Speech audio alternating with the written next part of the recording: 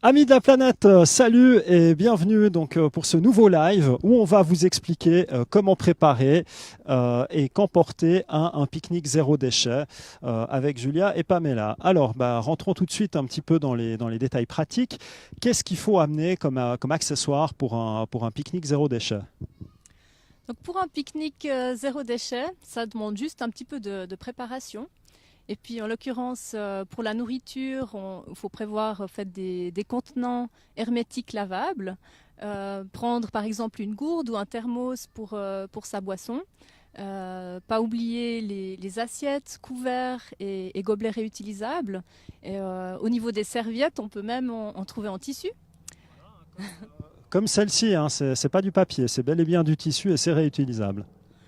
Et puis après, mettre tout ça dans un sac réutilisable.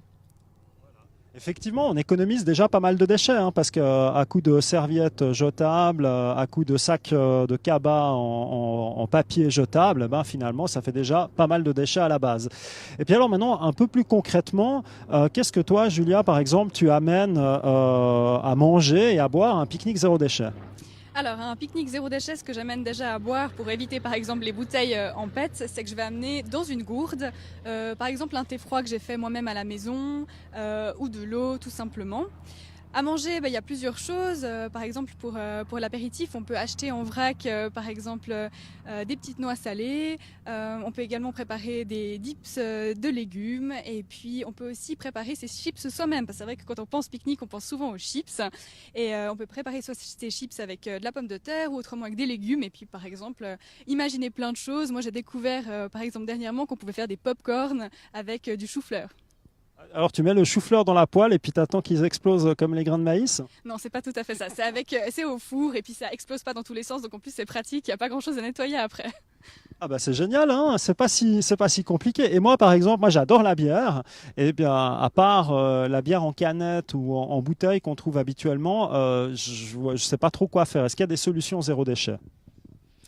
Alors oui, ça tombe bien. C'est même un membre en fait de Zero Waste Switzerland. Il s'appelle Beer Station. Et donc il y a plein d'emplacements dans tout le pays où on peut acheter de la bière sans avoir en fait de bouteilles à jeter après la première utilisation. Donc on peut avoir en fait des bouteilles réutilisables qu'on remplit dans ces stations qui s'appellent Beer Station. Ok, et la bière, moi ma question c'est une bière chaude, ça m'intéresse pas. Moi, est-ce que la bière elle reste fraîche? Alors oui, il y a cette possibilité, justement, c'est ça qui est sympa avec ces bouteilles exprès pour. Ça permet de garder bien au frais sa bière. Alors gardez bien au frais les boissons, c'est important pendant un pique-nique et c'est ce que ne permet pas justement, c'est ce que ne permettent pas les bouteilles en PET, hein, contrairement à des thermos comme ça qui maintiennent le Le tout, chaud et le froid. hein, le chaud et le froid. Le chaud et le froid, ouais.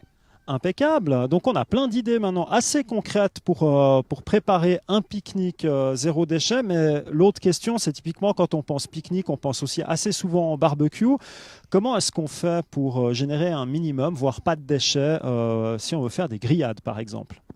Alors pour faire des grillades zéro déchet, c'est simplement aller chez le boucher, que ce soit un boucher de grande surface ou un petit boucher de quartier, et venir avec son contenant, choisir sa viande et simplement l'attendre au boucher pour pouvoir mettre sa viande dedans et la griller ensuite.